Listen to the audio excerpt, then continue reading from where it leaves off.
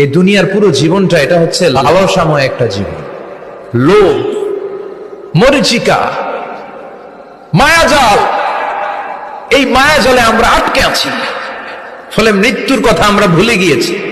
পাগলের মতো ছুটছি, আরো টাকা লাগবে, আরো খ্যাতি লাগবে, আরো যশ লাগবে, আরো দাপট লাগবে। আমার এত টাকা দিয়ে কি হবে?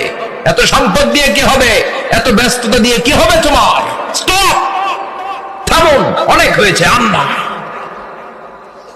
থামুন, take a rest and think about death. Think that you have to go back to your Lord.